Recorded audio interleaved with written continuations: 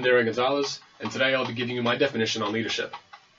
Leadership is a way of life and characteristic where a person or persons guide themselves or a group of individuals towards achieving a common goal. Leaders come in all shapes and sizes, and we have different styles as well. My style falls under the lead by example mantra. I harken back to Greek and Roman times where legionnaires and centurions, the officer class warriors, stormed into battle first, ahead of their troops, proving that they wouldn't order their troops to do anything they wouldn't do.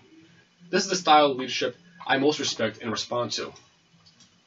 Another quality of my style, and those I wish to emulate, is the personable and charismatic approach where even if things aren't going well, an uplifting manner calms and even distracts those being led to continue to push on. Positive reinforcement and encouragement are a must for me when I lead or when I'm being led. I've been lucky to have so many genuine leaders in my life who have my respect and full attention. I feel like my being surrounded by leaders has definitely had an impact on how I guide, manage, and inspire others today. My father has been my wrestling and strength and conditioning coach my whole life. Watching him coach and lead has been contingent on my growth and inspires who I want to be and am now. Most leaders I know have been wrestling or track team captains. Both of those sports command different leadership styles. For example, wrestlers are strong, silent types by nature. Having a captain that leads by example and action rather than words works best for us. Yet, if he can speak well and inspire with a few words here and there, then that is the most effective. For track, most runners and sprinters are on the loud and boisterous side, just a product of the sport. A leader for these athletes needs to have a strong presence that can command the respect of even the cockiest of runners. An air of respect and calm demeanor helps here. In both aspects, the main point is maturity. You don't have to be the most accomplished wrestler or the fastest runner on the team, but you must be the most mature enough to handle the responsibility of guiding the growth and success of a team atmosphere. The value that I'm getting at is grit. The TED Talk we watched earlier in the semester described me and those leaders I want to emulate perfectly. Naturally, wrestlers and all student athletes really have the grit aspect down.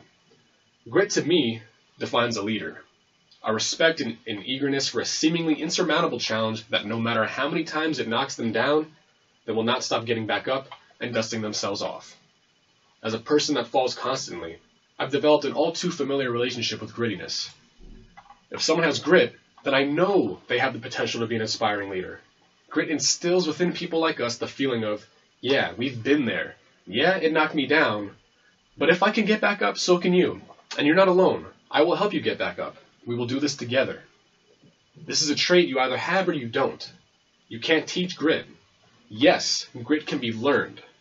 But it is not taught by a person. Experience teaches us grit.